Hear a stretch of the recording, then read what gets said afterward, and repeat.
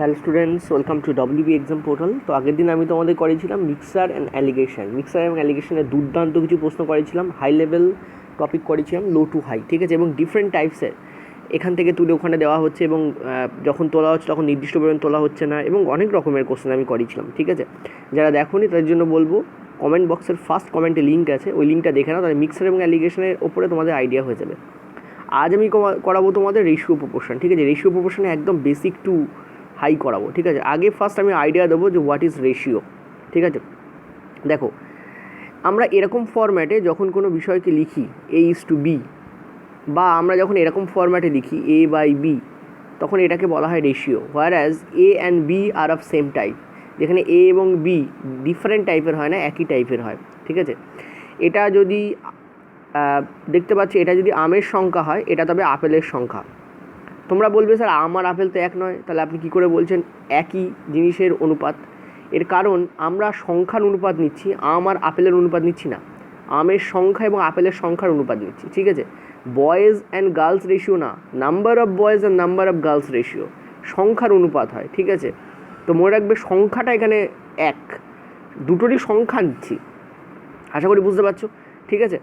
তো একে বলা হয় রেশিও। এই ফরম্যাটে লিখে তাকে আমরা কী বলি? তাকে আমরা বলি রেশিও। ফার্স্ট অফ এটা বোঝা গেল। নেক্সট এবার এসো, আমরা দু ধরনের রেশিওর কথা জানি, ঠিক আছে। এটা খুব ইম্পর্টেন্ট জিনিস, যেটার ওপরে আজকে আমার প্রশ্ন আছে, আর বিগত বছরে রেলে এবং বিভিন্ন টাইপের প্রশ্ন এর ওপর পড়ে। একটা হচ্ছে তোমাদের প্রপার ফ্র্যাকশন, ঠিক আছে, প্রপার ফ্র্যাকশন, ঠিক আছে, প্রপার ফ্র্যাকশন, এটা রেশিওতে ইউজ আছে। আর দুই হচ্ছে তোমাদের ইমপ্রপার ফ্র্যাকশন, ইমপ্রপার ফ্র্যাকশন, ঠিক আছে, প্রপার ফ্র্যাকশন আর ইমপ্রপার ফ্র্যাকশন, ঠিক আছে। খুব ইম্পর্টেন্ট জিনিস, প্রপার ফ্র্যাকশন কাকে বলা হয় আর ইমপ্রপার ফ্র্যাকশন কাকে বলা হয়? যখন লব ছোট হয় হরের থেকে, ঠিক আছে, যখন লব ছোট হয় হরের থেকে, তখন আমরা তাকে বলি প্রপার ফ্র্যাকশন। আর যখন লব হরের থেকে বড় হয়, তখন আমরা তাকে বলি ইমপ্রপার ফ্র্যাকশন। আশা করি বুঝতে পারলে।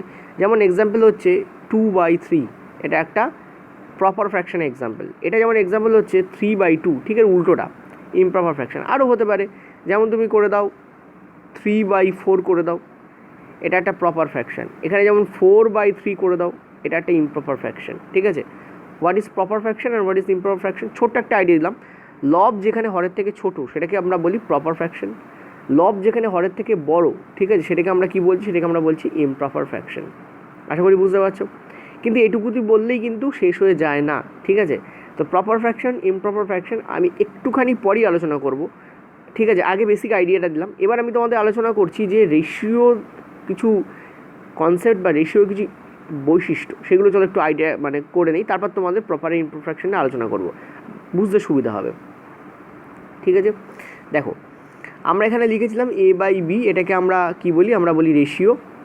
ধরে নাও এটার মান হচ্ছে তোমাদের 2, এটার মান হচ্ছে তোমাদের 3, 2/3, ঠিক আছে। তো আমরা রেশিওর ওপরে, মানে এটা তো লব আর এটা তো হর, তো রেশিওর ওপরে আমরা যা দিয়ে গুণ করব, রেশিওর নিচেও আমাকে তাই দিয়ে গুণ করতে হবে, ঠিক আছে। গুণের ক্ষেত্রে এটা কি বললাম? গুণ বা ভাগের ক্ষেত্রে রেশিওর ওপরে আমি যা দিয়ে গুণ করবো, ধরো আমি রেশিওর ওপরে এখানে 2 দিয়ে গুণ করে আমি এটাকে 4 করলাম, আর ভাবলাম 3টাকে 3ই রেখে দেবো, তা কিন্তু চলবে না, 3কেও তোমাকে 2 দিয়ে গুণ করতে হবে, তাহলে এটা কী হয়ে যাবে? এটা তোমাদের 6 হয়ে যাবে, ঠিক আছে। যদি আমি চাই যে 2কে আমি এই 2কে আমি গুণ করব 5 দিয়ে, তাহলে এটা হয়ে যাবে তোমার 10।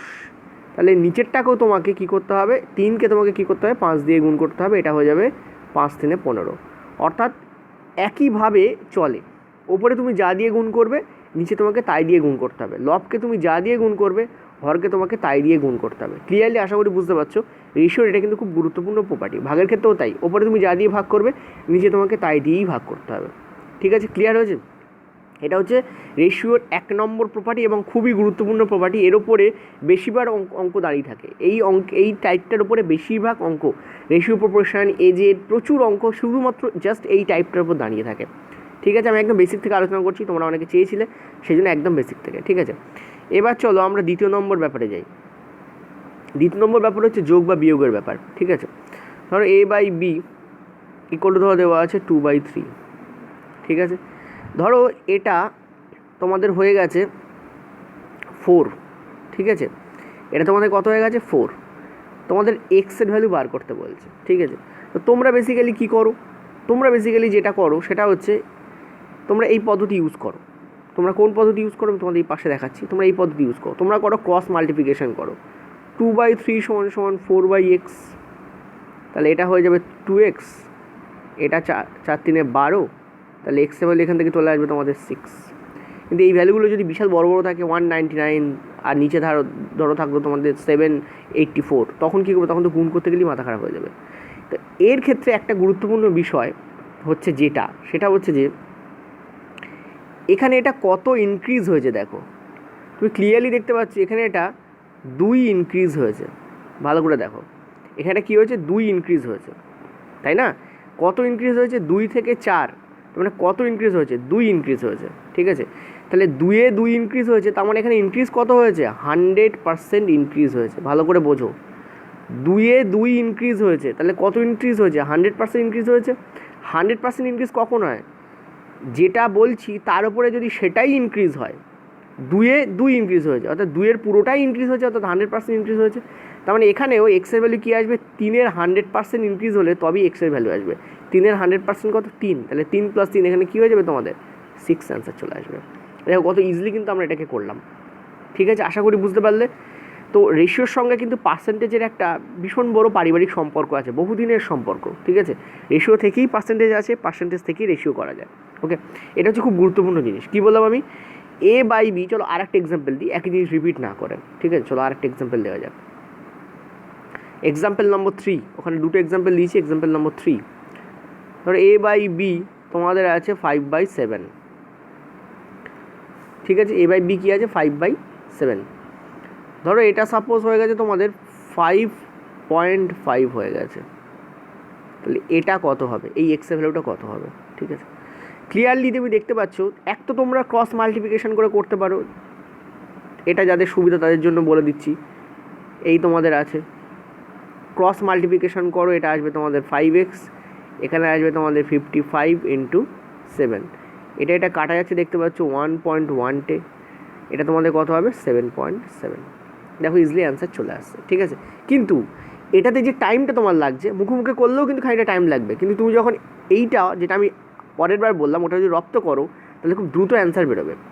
5 থেকে 55 কীভাবে আসছে, 0.5 অ্যাড করলে আসছে, 0.5 অ্যাড করলে আসছে। 5 থেকে 55 0.5 অ্যাড করলে আসছে। তো 0.5 5-এর কত পার্সেন্ট, 0.5 5-এর কত পার্সেন্ট, 10%।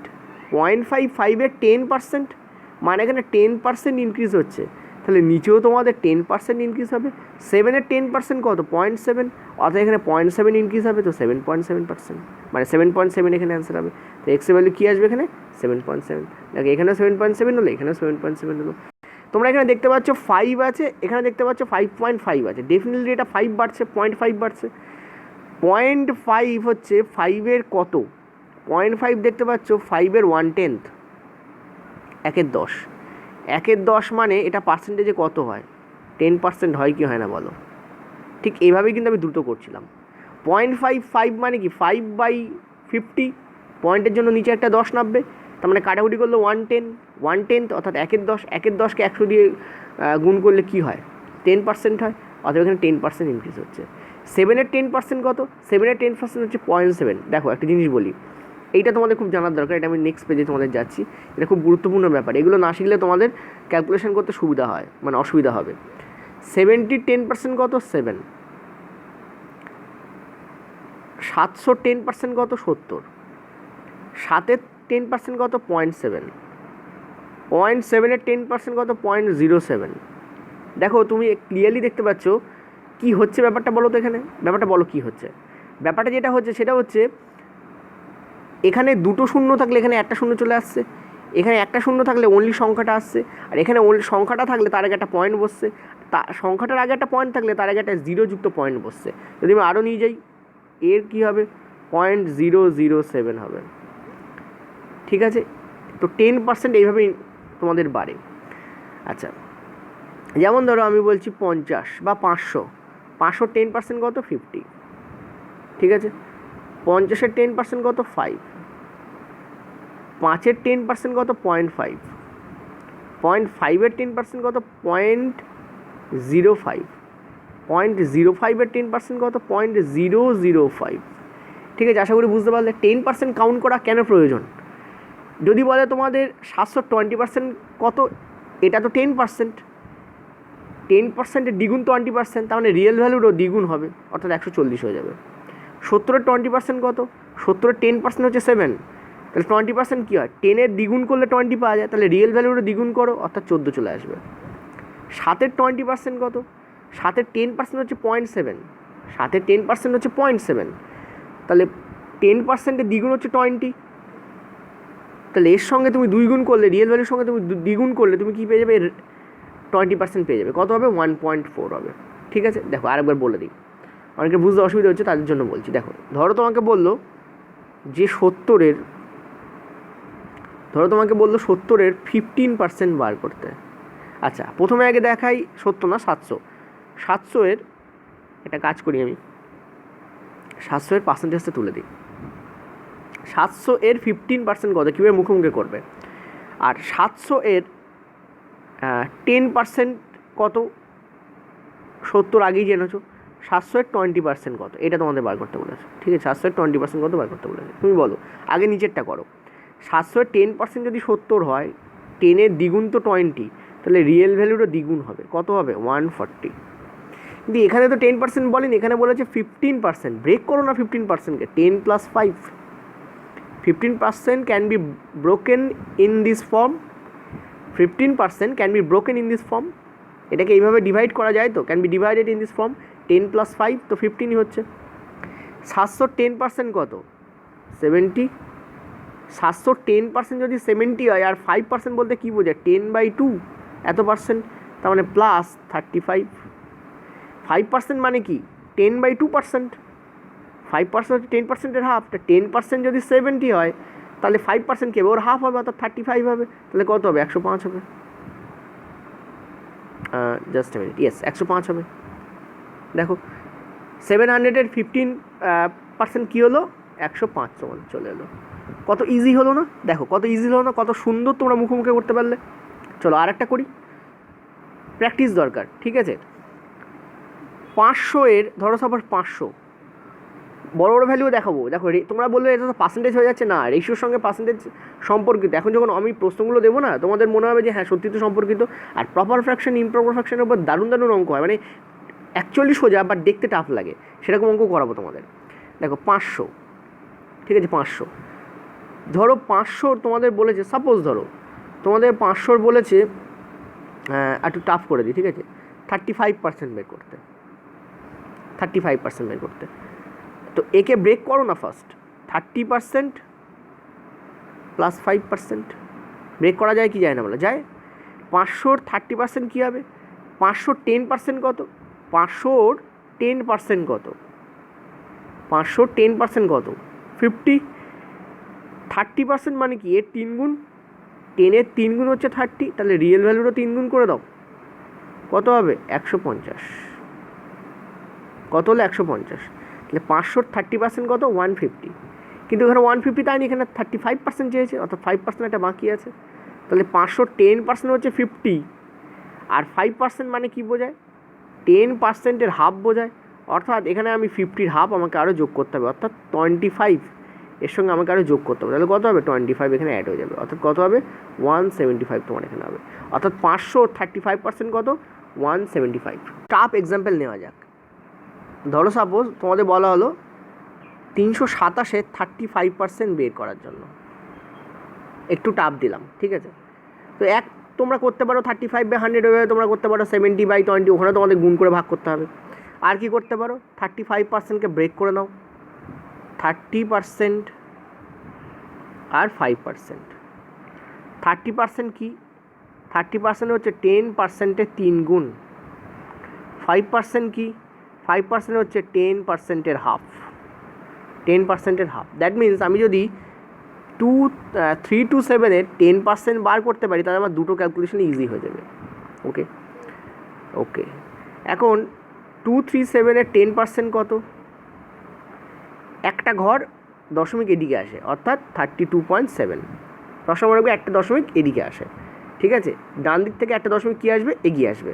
তো 32.7, তার 3 গুণ করলে আমি 30% পেয়ে যাবো। এই যে তার 3 গুণ করলে 30% পেয়ে যাবো।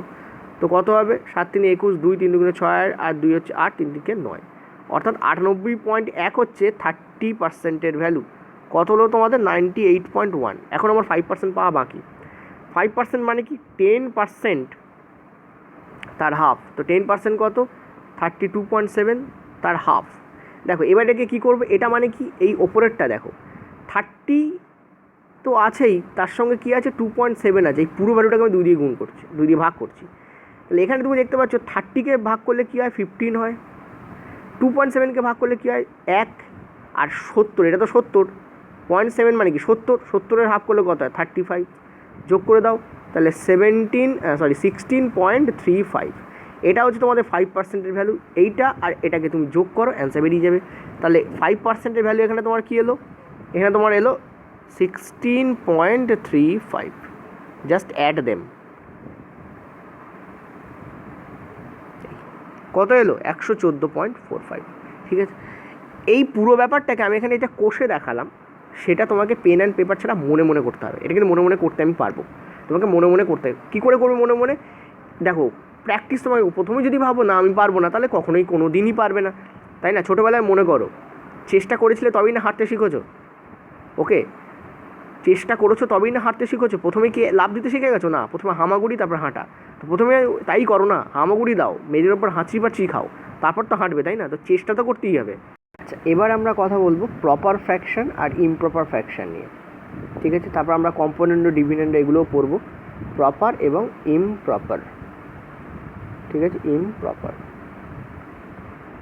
দেখো প্রপার ফ্র্যাকশানের ক্ষেত্রে কি বলেছিলাম তোমাদের, যে ধরো 3/4 একটা প্রপার ফ্র্যাকশান, কারণ কি এর লব হরের থেকে ছোট। ইমপ্রপার ফ্র্যাকশান কি, 4/3, যেমন হর কী হয়েছে, ছোট লবের থেকে, বা বলতে পারো লব বড় হরের থেকে, ঠিক আছে? এখানে লব ছোট হরের থেকে, এখানে লব বড় হরের থেকে। তো এই পয়েন্টগুলো খেয়াল রাখলে তোমরা ফার্স্ট চিনতে পারবে কোনটা প্রপার ফ্র্যাকশন, কোনটা ইমপ্রপার ফ্র্যাকশন। এবার একে প্রপার কেন বলা হয়, একে ইমপ্রপার কেন বলা হয়, এটা জানা দরকার।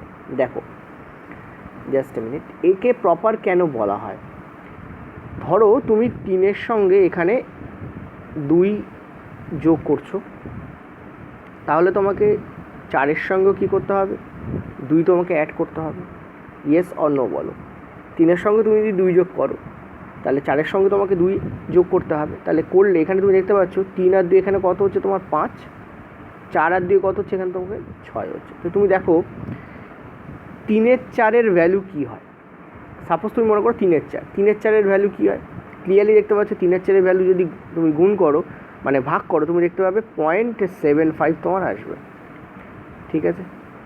তার মানে 3/4 সঙ্গে তুমি যখন ওপরেও 2 নিচেও 2 যোগ করছো, তখন এই ভ্যালুটা ডেফিনেটলি 0.75 বেশি হওয়া উচিত, কারণ যোগ করলে তো বাড়া উচিত, তাই না? দেখো বাড়ছে কি না, এখানে দেখতে পাচ্ছ 0.5 রয়েছে, ঠিক আছে? তো 6 নং 54, 8 6 48, তো আমরা কী করবো, 0.8। তো তুমি এখানে আর যাওয়ার দরকার নেই, আরও যেতে হবে কিন্তু আর যাওয়ার দরকার। তুমি দেখতে পাচ্ছ এটা 0.75 আছে, এটা হয়ে যাচ্ছে 0.8। প্রপার ফ্র্যাকশন এদেরকে এই কারণে বলা হয়, কারণ এদের যোগ করলে এরা বাড়ে, বিয়োগ করলে এরা কমে যায়। তুমি যদি বিয়োগ করো এর থেকে, তুমি দেখতে পাচ্ছ এটা আসছে 1, এটা আসছে 2, এখানে কত চলে আসছে, 0.5 চলে আসছে। তো অ্যাকচুয়াল ভ্যালু ছিল 0.75, সেটা চলে আসছে কত, 0.5। অর্থাৎ এরা যোগ করলে এরা বাড়বে, আর যদি তুমি এদেরকে বিয়োগ করো এটা কমে যাবে। অর্থাৎ নর্মাল রুলস এরা ফলো করে, ওই জন্য এদেরকে প্রপার ফ্র্যাকশন বলা হয়, কারণ এরা নর্মাল রুলস কী করছে, ফলো করছে। কিন্তু ইমপ্রপার ফ্র্যাকশনের ক্ষেত্রে দেখো, যদি 4/3 সঙ্গে 4/3 ভ্যালু কী হয়, 1.33 হয় তোমার 4/3 ভ্যালু। 4কে 3 দিয়ে ভাগ করে দেখো, এটা তুমি পেয়ে যাবে, ঠিক আছে? এর সঙ্গে যদি তুমি 2 যোগ করো, তাহলে নিচে তোমাকে 2 যোগ করতে হবে, কত হচ্ছে দেখো, 4 আর 2 কত হচ্ছে তোমার 6, আর 3 আর 2 কত হচ্ছে তোমার 5। তুমি এখানে একটু দেখো তো ভাগ করে কী আসছে, সত্যি কি বাড়ছে? অর্থাৎ নর্মাল রুলস কি ফলো করছে, যোগ করলে তো বাড়া উচিত, বাড়ছে কি দেখো, এখানে দেখতে পাচ্ছ 1.2 চলে আসছে, 20 করে দাও। অর্থাৎ দেখতে পাচ্ছ রিয়েল ভ্যালু ছিল 1.33, যোগ করলে কমে যাচ্ছে। Improper fraction normal rules follow করে না। ইমপ্রপার ফ্র্যাকশনে যোগ হলে কমে যায় আর বিয়োগ হলে বেড়ে যায়, ঠিক আছে? বিয়োগ হলে কী হয়? বেড়ে যায়। যেমন এখানে দেখতে পাচ্ছ এটা ছিল 1, এখানে নিচে ওপরে হচ্ছে তোমাদের 2, ওপরে হচ্ছে তোমাদের 2, নিচে হচ্ছে তোমাদের 1, তাহলে দেখতে হচ্ছে 2 হয়ে যাচ্ছে, অর্থাৎ ছিল 1.33 হয়ে যাচ্ছে 2, অর্থাৎ বিয়োগের ক্ষেত্রে কী হচ্ছে? বিয়োগের ক্ষেত্রে দেখতে হচ্ছে বেড়ে যাচ্ছে। তো এই জন্য এদেরকে ইমপ্রপার ফ্র্যাকশন বলা হয়, কারণ এরা নর্মাল ম্যাথমেটিক্যাল রুলস ফলো করে না, ইমপ্রপারলি বিহেভ করে, ঠিক আছে? এরা প্রপার, যথার্থ, ঠিকঠাক, সঠিক, কারেক্ট। কেন? কারণ যোগের সময় বাড়ে, যোগ হলে বাড়ে, বিয়োগ হলে কমে যায়, যেটা নর্মাল রুলস। এরা ইমপ্রপার কেন? কেন এরা উল্টো শো করে। এরা বলবে আমরা ম্যাথমেটিক্যাল রুলস ফলো করি না, আমরা ওই জন্য ইনকারেক্ট বা ইমপ্রপার। কারেক্ট বলাটা ঠিক নয়, আমি তোমাদের বোঝার জন্য বলছি just. Why it is improper? Because at the time of addition they get reduced, অর্থাৎ যোগের সময় তারা কমে যায়, but at the time of subtraction they get increased, তারা বেড়ে যায় সে সময় বিয়োগের সময়, অর্থাৎ উল্টো ফলো করে, ঠিক আছে? তো এর ওপরে একটা অঙ্ক আমি তোমাদের রেখেছি, চলো সেই অঙ্কটা করে নেবো। খুব দারুণ অঙ্ক, যেটা SBI PO-তে পড়েছিল, ঠিক আছে? PO প্রিলিতে পড়েছিল। দেখো একদম টাফ অঙ্ক নয়, একদম ইজি অঙ্ক, বাট তোমরা যদি এই প্রপার ইমপ্রপার ফ্র্যাকশন কাকে বলে, কীভাবে চিনবো, তার বৈশিষ্ট্য না জানো, অঙ্কটা করতে পারবে না। চলো, SBI PO-র অঙ্ক, খুব ভালো প্রশ্ন, ঠিক আছে? এই কনসেপ্টের উপর ভালো প্রশ্ন। তো বলছে what ratio can be possible after 7 years if the present ratio of Anik and Milon is 4:3। এখানে তোমাদের এজ শব্দটা দেওয়া উচিত ছিল, হয়তো আমার টাইপ করতে গিয়ে মিস্টেক হয়েছে। বলা উচিত ছিল if the present ratio of age, ঠিক আছে? এজ অফ, এখানে তোমাদের বলা উচিত কী ছিল? এজ অফ, ঠিক আছে? এজ অফ অনিক অ্যান্ড মিলন, ঠিক আছে? নিচে দেখো লেখা রয়েছে অনিক এবং মিলনের বয়সের বর্তমান অনুপাত, বয়সটা এখানে দেওয়া রয়েছে 4:3, তাহলে 7 বছর পরে তাদের অনুপাত নিচের কোনটি হওয়া সম্ভব, ঠিক আছে? দেখো 4:3 দেখেই তোমার মাথায় জানা উচিত, যদি তুমি জানো যে 4:3 একটা ইমপ্রপার ফ্র্যাকশন, ঠিক? তো এদের যদি 7 বছর পরে, তার মানে এর সঙ্গে 7 তোমাকে যোগ করতে হচ্ছে, এর সঙ্গে 7 তোমাকে যোগ করতে হচ্ছে, ঠিক আছে? এর কোনোভাবে অ্যান্সার দেওয়া সম্ভব নয়, শুধুমাত্র ওই রেশিও যেটা বললাম, প্রপার ইমপ্রপারের যে বৈশিষ্ট্য না জানলে এটা কোনোভাবে অ্যান্সার দেওয়া সম্ভব নয়। আমরা কি জানি? ইমপ্রপার ফ্র্যাকশনের ক্ষেত্রে কী হয়? যোগ করলে ভ্যালু কমে যায়, যোগ করলে ভ্যালু কমে যায়। তো 4/3 রিয়েল ভ্যালু কত? অ্যাকচুয়ালি 4/3 রিয়েল ভ্যালু হচ্ছে 1.33। তো অ্যান্সারে ভ্যালু যেটার কম, 1.33 এর কম, সেটাই উত্তর আসবে। দেখো এটা তো ফার্স্ট কেটে যাবে। কেন এটা কেটে যাবে? 2.1 মানে কি? 2/1, 2/1 মানে তো ভ্যালু 2 হচ্ছে, সে তো 1.3 থেকে বেশি হচ্ছে, কিন্তু এটা তো কমা উচিত, যোগ করে দেখতে হচ্ছে, আমি ডিক্রিজ বলে দিয়েছি, তাহলে এটা অ্যান্সার হবে না। তারপরে দেখো 5.2, 5 মানে 5:2, 5:2 মানে কত? 5/2, 5/2 মানে কত? 2.5, এটাও কেটে যাবে, কারণ এটা তো 1.3 থেকে অনেক বেশি। তারপরে দেখো 6:5, 6:5 মানে কত? 6:5 মানে হচ্ছে তোমার 1, ঠিক আছে? 1.2, 6:5 মানে 1.2। দেখো এটাই একমাত্র অ্যান্সার হওয়া সম্ভব। আচ্ছা পরেরটা দেখে নেবো, কারণ এটাই দেখতে পাচ্ছ 1.3 থেকে কম আছে, এটা অ্যান্সার হওয়া হতে পারে। তার পরেরটা দেখে নিই, 7.3, তো ক্লিয়ারলি বুঝতে পারছো 7.3 অনেক বেশি হবে, কারণ এটা 2 গুণেরও বেশি, 7 3-এর 2 গুণেরও বেশি, ঠিক আছে? তো 2 পয়েন্ট সামথিং তোমার এখানে আসবে, তো আর দেখার দরকার নেই, এটাও তোমাদের কেটে যাবে। অর্থাৎ এখানে অ্যান্সার কী আসবে? অ্যান্সার এখানে এটাই আসবে। এটা কিন্তু কোষে দেখার অঙ্ক নয়, মুখে করার অঙ্ক। যদি তুমি প্রপার ইমপ্রপার ফ্র্যাকশন জানো, তুমি ইজিলি অ্যান্সার করবে। তো কী বললাম? প্রপার ফ্র্যাকশনে নর্মাল রুলস ফলো হয়, যোগ করলে বাড়ে, বিয়োগ করলে কমে। ইমপ্রপার ফ্র্যাকশনে উল্টো হয়, যোগ করলে কমে যায়, বিয়োগ করলে বেড়ে যায়। এরপর আরও অঙ্ক আছে, চলো দেখে নেবো। দারুণ। এই দুটো প্রশ্ন CGL মেন্সে পড়েছে 2017-তে। আমি একদম ডিটেলস ডিরেক্ট তোমাদের উঠিয়েছি, কোনো ডাটা পর্যন্ত চেঞ্জ করিনি, ঠিক আছে? আমার কাছে যে পেপার ছিল সেখান থেকে। তো বলছে A:B + C 5:4, আর বলছে B:A + C হচ্ছে 2:25, ঠিক আছে? তো তোমাদের বলছে দেন C:B + A কত? দেখো আমরা যদি ওপরটার ক্ষেত্রে, ঠিক আছে, আমরা যদি ওপরটার ক্ষেত্রে A + B + C করি, তাহলে আমরা কী দেখতে পাচ্ছি? B + C তোমাদের হচ্ছে 4, আর A হচ্ছে তোমাদের 5, তাহলে 5 + 4 কত যাচ্ছে তোমাদের? 9। সেম আমরা যদি নিচেও B + A + C করি, তাহলে A + C তোমাদের হচ্ছে 25, আর B হচ্ছে তোমাদের 2, 25 আর 2 কত তোমাদের দেখতে পাচ্ছ? 27। তো এখানে A + B আছে, এখানেও A + B আছে, দেন সেম হওয়া উচিত না, কিন্তু সেম তো নেই। দেখো এখানে আছে 9 ইউনিট, এখানে আছে 27 ইউনিট, তাহলে 9 ইউনিটের ভ্যালু যদি 27 হয়, ঠিক আছে? 9 ইউনিটের ভ্যালু যদি 27 হয়, তাহলে এই 5 ইউনিটের ভ্যালু কত হবে? 1 ইউনিটের ভ্যালু হবে 3, 5 ইউনিটের ভ্যালু তোমাদের হবে 15, ঠিক আছে? আর এই 2 ইউনিটের ভ্যালু কত হবে, যেটা কিনা বি এর ভ্যালু, এটা এর ভ্যালু বেরোলো, এটা হচ্ছে বি এর ভ্যালু। আচ্ছা, এগুলো সব তোমাদের যখন ছোটোই আছে, আমিও ছোটো হাতের দিই, ঠিক আছে। এটা হচ্ছে তোমাদের এর ভ্যালু বেরোলো। এবার বি এর ভ্যালু হচ্ছে 2 ইউনিট। 2 ইউনিটের ভ্যালু কত হবে, সেটা তো 2ই হবে। কেন 2ই হবে, কারণ এটা টোটালটা তো তোমাদের 27 ইউনিট, ঠিক আছে। 27 ইউনিটের ভ্যালু 27 আমরা করছি না, আমরা করছি ওপরেরটা নিয়ে কাজ, ঠিক আছে। তো ওপরে এর ভ্যালু 5 ইউনিট ছিল, সেটা সমান 15 হয়ে যাবে, 5 × 3। কিন্তু বি এর ভ্যালুতে কোনো চেঞ্জ আসবে না, কারণ এটা টোটাল 27 ইউনিট আছে, আর আমি এখানে 27 ইউনিট নিয়েই কাজ করছি। তো 2 ইউনিটের ভ্যালু তোমাদের 2 আসবে, ঠিক আছে। তাহলে এ প্লাস বি তোমাদের কী আসছে, দেখতে পাচ্ছি এ প্লাস বি তোমাদের আসছে 15 + 2 হচ্ছে তোমাদের 17, আর টোটাল হচ্ছে 27 ইউনিট।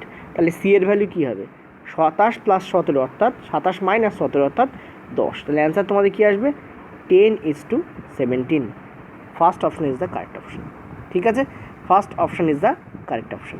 আশা করি বুঝতে পারলে, সোজা ছিল। এইসব ক্ষেত্রে কী করবে, টোটাল ভ্যালুটা দেখবে।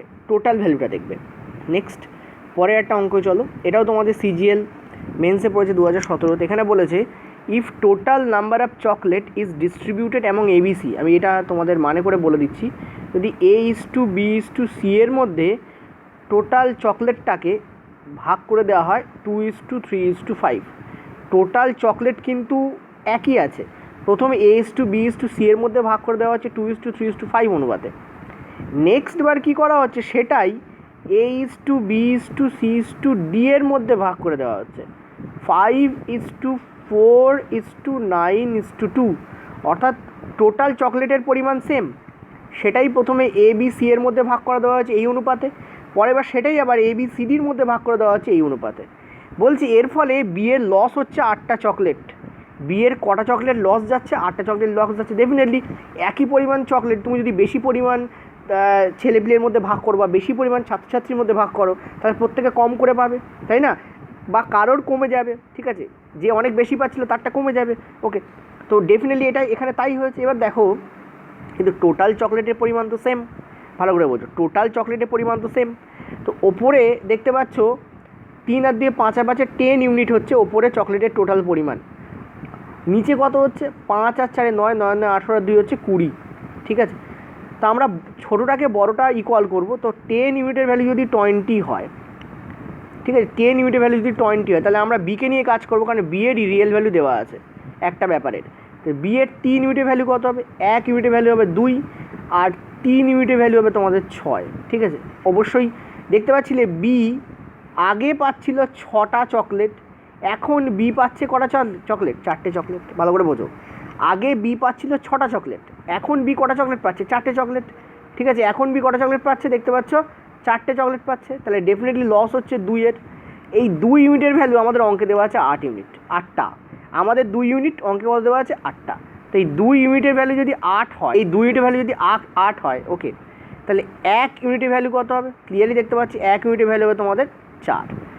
1 ইউনিটের ভ্যালু যদি 4 হয়, তাহলে টোটাল আমাদের চকলেটের পরিমাণ কী ধরেছি 20 ইউনিটের ভ্যালু কত হবে ইন্টু 20, অথবা এখানে অ্যান্সার হবে তোমাদের কত 80, অর্থাৎ 80টা টোটাল চকলেট ছিল।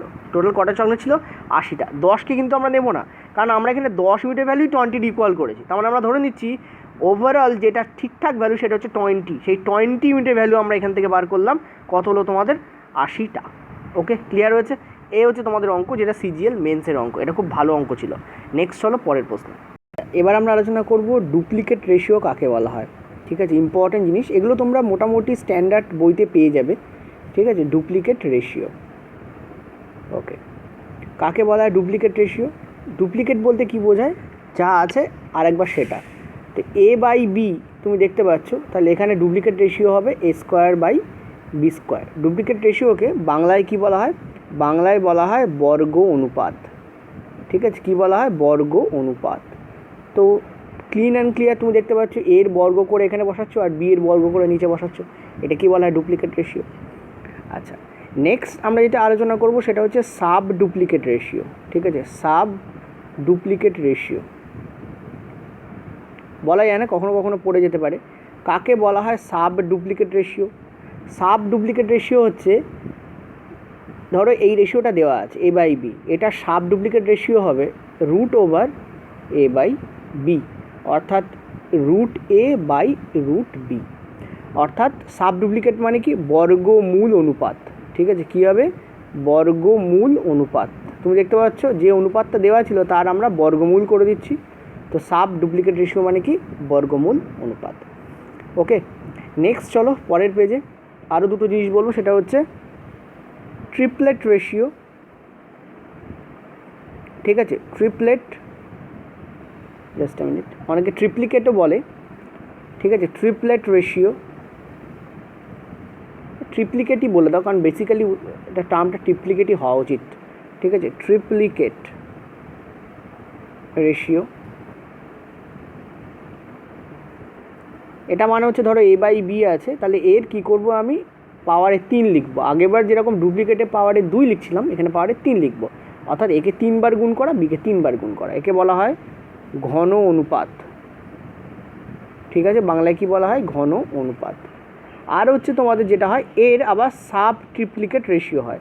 আগেবারে যে আমরা সাব ডুপ্লিকেট রেশিও করলাম, এবার সেটা সাব ট্রিপ্লিকেট রেশিও, ঠিক আছে।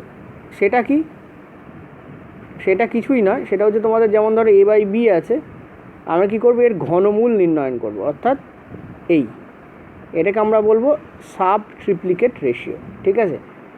ওকে, ক্লিয়ার হয়েছে, সে কী করবে এর আমরা সাব ট্রিপ্লিকেট রেশিও করবো। যেমন ধরো সাপোজ তোমাদের যদি বলা থাকে 81/64, এটা সাব ট্রিপ্লিকেট রেশিও কী হবে, তাহলে 81 মানে কি বোঝায়, 81 মানে বোঝায়, আচ্ছা 81 না দিয়ে চলো 27 দিই, কারণ 81 তো কারোর কিউব হয় না, ঠিক আছে, 27/64 ধরো সাপোজ তোমাদের আছে, তাহলে 27 কার কিউব হয়, 27 হচ্ছে তোমাদের ধরো a কিউব, এখানে 27, তার মানে 27 কার কিউব হয় 3-এর কিউব, আর ধরো সাপোজ b কিউব মানে এখানে তোমাদের 4-এর কিউব আছে।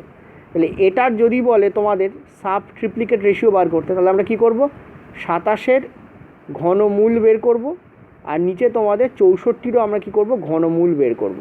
কত হবে তোমাদের 3/4, এখানে অ্যান্সার হবে। তাই 27/64 সাব ট্রিপ্লিকেট রেশিও কী হয় 3/4, ঠিক আছে। এটাকে বাংলায় কী বলা হয়, ওপরে লিখে দিচ্ছি, এটাকে বাংলায় বলা হয় ঘনমূল অনুপাত, অর্থাৎ ঘনমূল নির্ণয় করছো, বর্গমূল ঘনমূল, ঠিক আছে, ঘনমূল অনুপাত। পরের অঙ্ক দেখো, বলেছে total 2x unit is divided among PQR। 2x ইউনিটকে কী করা হয়েছে PQR এর মধ্যে ভাগ করে দেওয়া হয়েছে, ঠিক আছে, 2x ইউনিটকে কী করা হয়েছে PQR এর মধ্যে ভাগ করে দেওয়া হয়েছে। তা আমরা যদি এই অঙ্কটাকে করি, আমরা ক্লিয়ারলি দেখতে পাচ্ছি যে 2x এর ভ্যালু, তার মানে PQR এর মোড ভ্যালু সমান হবে P plus Q plus R, ঠিক আছে, 2x এর ভ্যালু কী হবে PQR এর মোড ভ্যালু সমান হবে।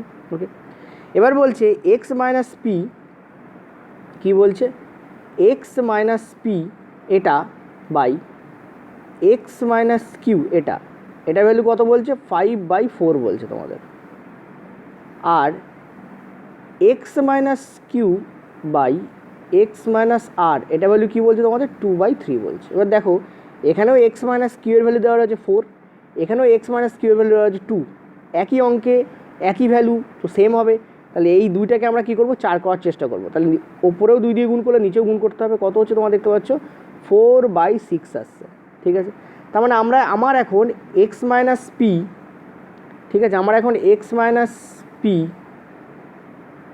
এটা is to x minus q এটা is to x minus r এর ভ্যালু এখানে কী এসছে, আমার এসছে 5:4 আমার এসছে 6, কত এসছে 5:4:6 এসছে। এইটা হচ্ছে আমার এখন কার্যকারী রেশিও হয়ে গেছে, ঠিক আছে। x minus p, x minus q আর x মাইনাস r এর কার্যকারী রেশিও কী হচ্ছে তোমাদের 5:4:6 হচ্ছে, ঠিক আছে, কী হচ্ছে 5:4:6 হচ্ছে। এবার দেখো এখান থেকে উত্তর বার করা যায়, মানে এটা হচ্ছে তোমাদের 5 ইউনিট, এটা হচ্ছে আমাদের 4 ইউনিট, এটা হচ্ছে আমাদের 6 ইউনিট, ঠিক আছে। এখান থেকে উত্তর বার করে দেওয়া যায় PQR এর ভ্যালু কী হবে, যখন তোমরা p নেবে তখন এটাকে ছেড়ে বাকি দুটো যোগ করলে অ্যান্সার বেরোবে, তাহলে p এর ভ্যালু এখানে কী আসবে 10, ঠিক আছে। q এর ভ্যালু এখানে কী আসবে, q মানে হচ্ছে মাঝেরটা, তো মাঝেরটা ছেড়ে বাকি দুটোকে যোগ করো, 5 + 6 কত আসবে তোমাদের 11। r এর ভ্যালু কী আসবে, আরেরটা ছেড়ে বাকি দুটোকে যোগ করে দাও, 5 + 4, এই দুটোকে 5 + 4, তাহলে আর এর ভ্যালু কী আসবে তোমাদের 9, অ্যান্সার এখানে কত হবে 10:11:9 তোমাদের এখানে অ্যান্সার হবে, ঠিক আছে। এটা সিপিও মেন্সের প্রশ্ন, খুবই ভালো প্রশ্ন ছিল, ঠিক আছে। আর তোমরা যদি এভাবে না করে ডিরেক্টলি করতে যাও তখন কি করবে, তো চলো সেটাও বলে দিই।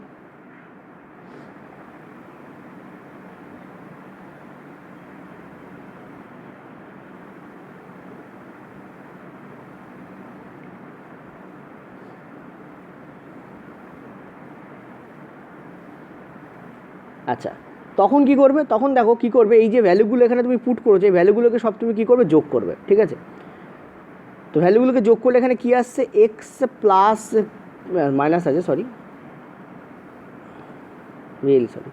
X minus p plus x minus q plus x minus আর।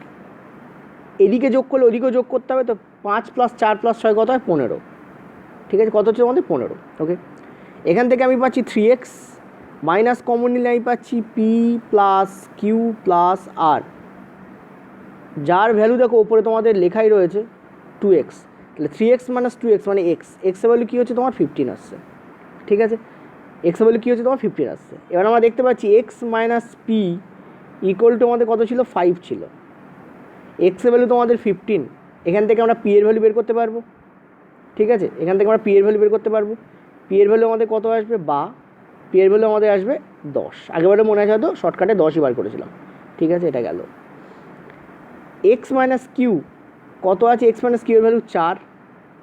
তাহলে এখান থেকে আমার কিউ এর ভ্যালু কী আসবে, 11। ঠিক আছে, কারণ এক্সের ভ্যালু 15 বসাবো। সিমিলারলি এক্স মাইনাস আর এর ভ্যালু কী দেওয়া আছে আমার, 6। এখান থেকে আমরা আর এর ভ্যালু কী আসবে, ক্লিয়ারলি দেখতে পাচ্ছ এটা 15, 15 - 6 মানে 9। তাহলে আমি দেখতে পেলাম আমার কিন্তু সব কটা ভ্যালুই চলে এলো। পি এর ভ্যালু 10, কিউ এর ভ্যালু 11, আর এর ভ্যালু হচ্ছে 9। তাহলে অ্যান্সার এখানে কী আসবে, 10:11:9। এই আমার উত্তর আসবে। কত উত্তর আসবে, 10:11:9। ঠিক আছে, দেখো ইজিলি উত্তর বেরিয়ে গেল। তো দুটো প্রসেস দেখালাম, একটা শর্টকাট একটা ফান্ডামেন্টাল। নেক্সট হলো পরেরটায়।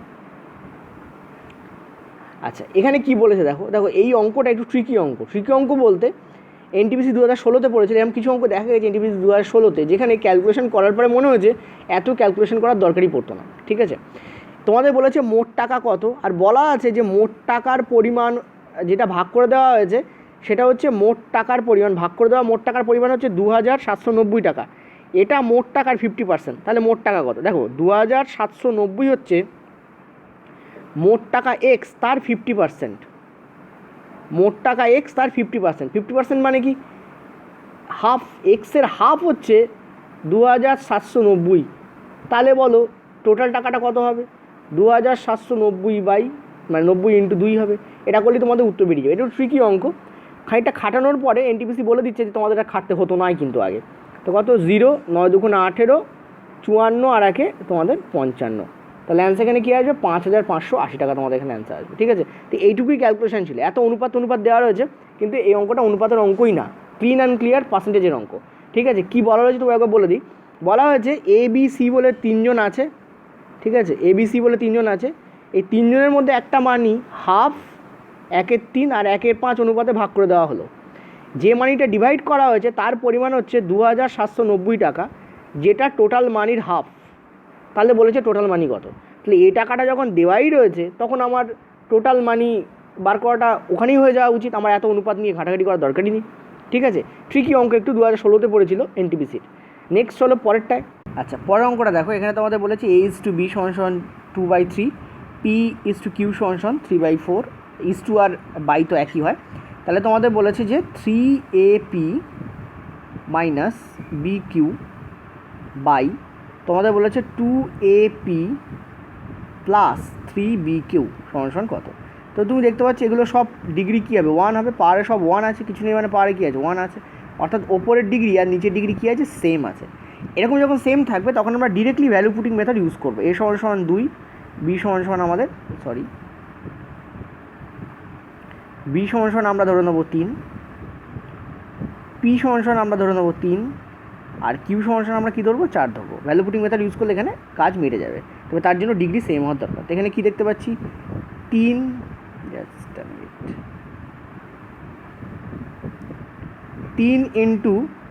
2 × p কত, এখানে 3, আর বি কত, বি হচ্ছে তোমাদের 3, কিউ কত তোমাদের 4। তাহলে ওপরে কী থাকছে, 3 × 3 = 9, 9 × 2 = তোমাদের 18, আর 3 × 4 = 12, মানে ওপরে থাকছে তোমাদের 6, আর নিচে কী থাকছে 2 × a মানে কত 2, p মানে কত তোমাদের 3, প্লাস 3 × b মানে কত তোমাদের 3, কিউ মানে কত তোমাদের 4। অর্থাৎ কত থাকছে দেখতে পাচ্ছ, 2 × 2 = 4, 4 × 3 = 12, প্লাস এদিকে 12, আর এদিকে তোমাদের থাকছে 3 3 9, 4 9 36, অর্থাৎ 48। ঠিক আছে, কাটাকুটি করলে কত হচ্ছে 1/8, দ্যাট ইজ দ্য অ্যান্সার ইয়ার। ঠিক আছে, কিছুই না, ভ্যালু পুটিং মেথড ইউজ করলে এখানে কাজ মিটে যাবে, নইলে টাফ হবে।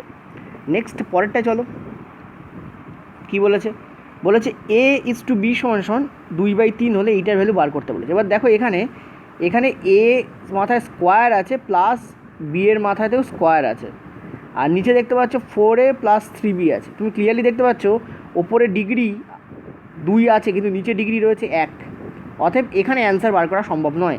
এটা অ্যান্সার তোমাদের হবে CND। ঠিক আছে, এটা উত্তর কোনো কিছু ক্যালকুলেশন করারই দরকার নেই, মনে রাখবে ওপরে ডিগ্রি সেম আর নিচে ডিগ্রি সেম না হলে আমরা কিন্তু ক্যালকুলেট করতে পারবো না। এখানে উত্তর কী হবে, তোমাদের CND উত্তর হবে। ঠিক আছে, নেক্সট চলো পরেরটায়। এখানে কি অ্যান্সার আসবে, দেখো এখানে A:B = C:D। ঠিক আছে, A:B = C:D।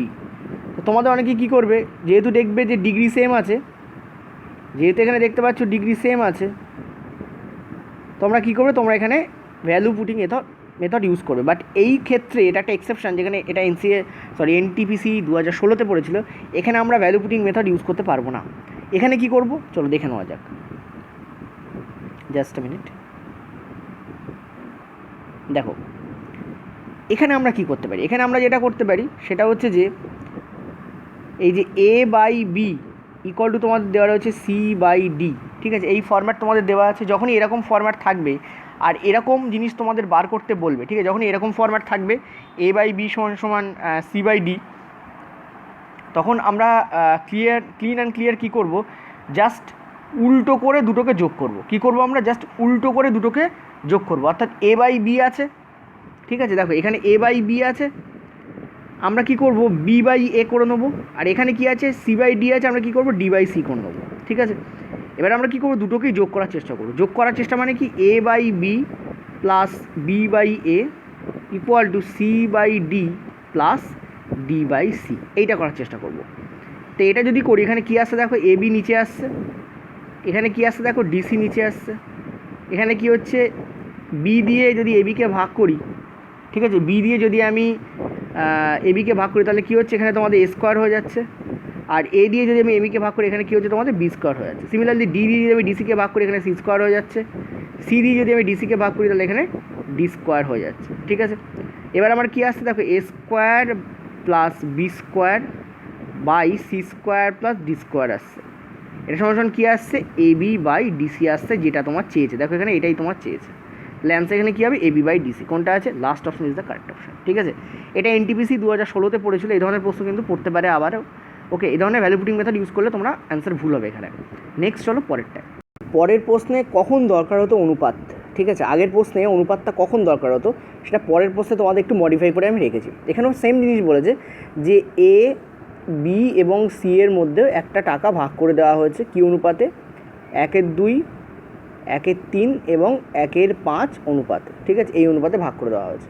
তাহলে আমরা আবার কি করব, এই যে রেশিওটা দেওয়া আছে এই রেশিওটা ঠিকঠাক নেই, সিম্পলিফাই করব, নিচের হরগুলো লসাগু নিয়ে ওপরে গুণ করবো। তাহলে ওপরে কত গুণ হবে, তোমার 30 গুণ হবে। তাহলে তখন কী চলে আসবে, 30কে হাফ দিয়ে গুণ করলে কত হয়, 15 হয়। ঠিক আছে, 15 30কে 1/3 দিয়ে গুণ করলে কত হয়, 10 হয়। 10 30কে 1/5 দিয়ে গুণ করলে কত হয়, 6 হয়। তো এখন আমার ABC এর কার্যকরী বা এফেক্টিভ রেশিও কী হয়ে যাবে, 15:10:6।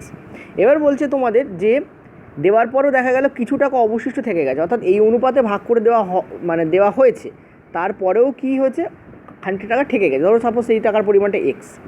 এবার কি বলছে, এ যদি 600 টাকা পায়, দেখো এর ভ্যালু এখানে কত বেরিয়েছে, 15। ঠিক আছে, 15 ইউনিটের ভ্যালু হচ্ছে তোমার 600। ঠিক আছে, কীভাবে পাচ্ছি, 15কে 4 দিয়ে গুণ করলে পাচ্ছি। তাহলে 10 ইউনিটের ভ্যালু আমি কী করে পাবো, একেও আমি 4 দিয়ে আমাকে গুণ করতে হবে। ঠিক আছে, সরি 4 দিয়ে না, 40, 4 × 5 = 60, 0। 10কেও আমাকে কী করতে হবে, 40 দিয়ে গুণ করতে হবে। তাহলে কত হচ্ছে তোমাদের, 40। 60কেও আমাকে কী করতে হবে, 40 দিয়ে গুণ করতে হবে। কত হচ্ছে তোমাদের, 4 × 6 = 24। অর্থাৎ A পেয়েছে 600 টাকা, B পেয়েছে 400 টাকা, C পেয়েছে 240 টাকা। এটা হচ্ছে এর ভ্যালু, এটা হচ্ছে B এর ভ্যালু, এটা হচ্ছে C এর ভ্যালু। তাহলে ABC মোট কত টাকা পেয়েছে দেখতে পাচ্ছ, 600 আর 400 1000, আর এখানে 240। ঠিক আছে, তাহলে 1240 টাকা মোট ABC পেয়েছে। মোট ABC কত টাকা পেয়েছে, 1240 টাকা। বলছি 1240 টাকা হচ্ছে মোট টাকার 50%। দেখো ভাগ করে দেওয়া টাকার পরিমাণ মোট টাকার 50%। তাহলে এইটা হচ্ছে যে টাকাটা আছে, এই এক্সটা ছেড়ে দাও, আমরা টোটাল মানি এক্স ধরছি, এক্সের 50%, অর্থাৎ এক্সের হাফ। তাহলে এক্সের হাফ যদি এটা হয় তাহলে টোটাল এক্স কত হবে, এর সঙ্গে 2 গুণ করলেই পাওয়া যাবে, অর্থাৎ উত্তর কত আসবে 2480। অর্থাৎ টোটাল টাকা ছিল 2480, ঠিক আছে। সেই টাকা থেকে কিছু টাকা যেটা হচ্ছে 1240, অর্থাৎ এই টাকার হাফ এবিসি এর মধ্যে এই অনুপাতে ভাগ করে দেওয়া হয়েছিল। ওকে, এখান থেকে যদি বলতো বাকি টাকা কত ছিল, যে টাকাটা অবশিষ্ট থেকে গেছিলো সেই টাকাটা কত ছিল ভাগ করে দেওয়ার পর, তাও তোমরা বার করতে পারতে। 50% যদি ডিস্ট্রিবিউটেড হয়ে যায় বা ডিভাইড হয়ে যায় তাহলে 50%ই বাকি থাকে, অর্থাৎ 1240 টাকাই বাকি ছিল, ঠিক আছে। তো এই ধরনের অঙ্ক ঘুরিয়ে অনেকভাবে দেওয়া হয়, কিন্তু মেন ম্যাটার হচ্ছে আমাকে এই রেশিওটা কীভাবে আমি ঠিক করব, যেটা আমি এই পদ্ধতি ঠিক করলাম। কী বললাম, নিচের যে হরগুলোর আছে সেই হরগুলোর লসগু করে ওপরে গুণ করতে হয়, ঠিক আছে। আচ্ছা, নেক্সট চলো পরেরটা। এটা পরের প্রশ্ন, খুবই গুরুত্বপূর্ণ প্রশ্ন, সিজিএল মেন্স 2016-তে আসা প্রশ্ন। এখানে একটা জিনিস তোমরা মনে রাখবে যে দেখো এখানে প্রথম দুটো টার্মের যোগফল তৃতীয় টার্মটার সমান হচ্ছে, ঠিক আছে। এই যে প্রথম দুটো টার্মের যোগফল কত, 4 আর 5-এর যোগফল কত, 9। সেটা দেখো তৃতীয় টার্ম যেটা এইটা, এর যে ভ্যালু তার সেটা হচ্ছে 9, তার সঙ্গে ইকুয়াল হচ্ছে। তার মানে আমরা যদি প্রথম দুটো টার্মকে যদি আমরা যোগ করি এবং যদি তৃতীয় টার্মের ইকুয়াল করে দিই তাহলে সেটা অবশ্যই ভ্যালিড হবে। তো আমরা সেটাই করব এখানে। এটা ইকুয়াল টু তোমাদের হচ্ছে 2a + c, ঠিক আছে। কারণ আমরা দেখতে পাচ্ছি দুটো টার্মের যোগফল তৃতীয় টার্মের সমান হচ্ছে, এই জন্য আমরা করলাম প্রথম টার্ম এবং দ্বিতীয় টার্ম যোগ করে দিয়ে থার্ড টার্মে ইকুয়াল করে দিলাম। এখান থেকে আমরা কী পাচ্ছি, দেখো এখান থেকে আমরা পাচ্ছি -b + b কেটে যাচ্ছে, -c + c কাটছে, তাহলে এখানে ভ্যালু কী আসছে দেখো a + 2d, আর এদিকে কী থাকছে, এদিকে থাকছে তোমাদের 2a + c - d, এই তোমাদের আসছে, ঠিক আছে। এখান থেকে আমরা দেখতে পাচ্ছি যে আমরা দেখো একে অ্যাকচুয়ালি কী করতে হয়, ডি এর আমাদের বার করতে বলেছে যেটা, তার মধ্যে দেখো ডি এর বেশি এখানে প্রাধান্য রয়েছে। তো আমরা ইকুয়াল টু ডি কী হয় সেটা বার করব। তো 2d আর এদিকে যদি হয় তাহলে এখানে কী হয়ে যাচ্ছে দেখতে পাচ্ছ 3d হয়ে যাচ্ছে, ঠিক আছে, 3d হচ্ছে। আর এখানে দেখো 2a আছে, 2a এদিকে a আছে, তাহলে কী হবে a হয়ে যাবে + c আসছে, তাহলে 3d = a + c আসছে। এই ভ্যালুটা আমার এখানে কাজ লাগবে। কেন আমরা ডিতে কনভার্ট করলাম a + c কে, কারণ আমরা দেখতে পাচ্ছি এখানে ডি এর প্রাধান্য বেশি আছে, যেটা আমাদের বার করতে বলে তাদের ডি এর প্রাধান্য বেশি আছে। তো এবার চলো আমরা ওখানে ভ্যালু পুট মেথড ইউজ করি। এখানে আছে তোমাদের 3a + 3c - 2d এই আছে, আর নিচে তোমাদের আছে ডি। আমরা যদি ওপর থেকে 3 কমন নেই, আচ্ছা এটা সি হবে, রিয়েলি সরি, এটা তোমাদের সি, ঠিক আছে। ওপর থেকে যদি আমরা 3 কমন নিই তাহলে 3a + c মানে কত 3d, তাহলে 3 × 3d, ঠিক আছে, 3 × 3d - 2d কত আসছে দেখো ক্লিয়ারলি দেখতে পাচ্ছ এখানে তোমাদের মাইনাস, ইয়েস, এখানে তোমাদের 3 3 9, তাই তো 9, আর ডি এর ভ্যালু তো ডি থাকছে, তাহলে উপরে কী আসছে তোমাদের 9d - 2d, অর্থাৎ 7d, 7d/d, অর্থাৎ কী আসছে কাটাকুটি করলে দেখতে পাচ্ছ 7:1, তোমাদের এখানে অ্যান্সার চলে আসছে। অ্যান্সার এখানে কী আসছে 7:1, ঠিক আছে। কী অ্যান্সার চলে আসছে 7:1। এই ধরনের প্রশ্নে বেশিরভাগ ক্ষেত্রে 7:1ই অ্যান্সার আসে। কেন 7:1 অ্যান্সার, যদি এখানে প্লাস মাইনাস যদি চেঞ্জ না হয় তাহলে এই ধরনের প্রশ্নে এখানে রেশিও যাই থাক না কেন 7:1ই অ্যান্সার আসবে, ঠিক আছে। 7:1 কী হবে এখানে অ্যান্সার আসবে। এবার যদি এই মাইনাস থেকে এই মাঝখানে মাইনাসটা যদি প্লাস করে দেয় তাহলে ভ্যালু অন্য আসবে, কারণ এটা 9 এখানে 2d অর্থাৎ 11d, তাহলে 11:1 আসবে তখন অ্যান্সার। ওকে, তো বেশিরভাগ ক্ষেত্রে মনে রাখবে যদি এখানে ভ্যালু চেঞ্জ না করে, মানে প্লাস মাইনাস সাইন যদি চেঞ্জ না করে, যেটা জিজ্ঞেস করেছে তাতে, যে এখানে রেশিও যাই থাকে না কেন 7:1ই অ্যান্সার আসে, ঠিক আছে।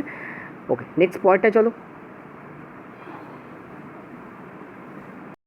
আচ্ছা, পরের প্রশ্ন দেখো, খুবই ভালো প্রশ্ন। বলেছে একটি ইলেকট্রিক তারের সম্প্রসারণ এর দৈর্ঘ্য, মানে যেভাবে সম্প্রসারিত হচ্ছে, অর্থাৎ ইলেকট্রিক তার জানো তোমরা যে টানলে সেটা লম্বা হয়, সেটাই বলছে যে একটি ইলেকট্রিক তারের সম্প্রসারণের দৈর্ঘ্য, সম্প্রসারণ এর দৈর্ঘ্যের বর্গের সমানুপাতিক, অর্থাৎ এর সম্প্রসারণ ধরে নাও সাপোজ ধরো এক্স, ঠিক আছে।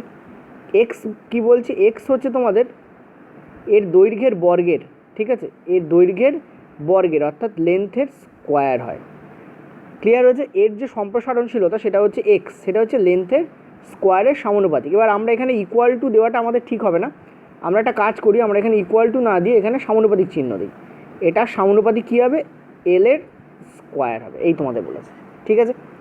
এরপরে কি বলছে, এরপরে বলছে যে এল হচ্ছে লেন্থ, লেন্থ মানে দৈর্ঘ্য, এল হচ্ছে তোমাদের লেন্থ, দৈর্ঘ্য, আমি লিখে দিচ্ছি তোমাদের দৈর্ঘ্য।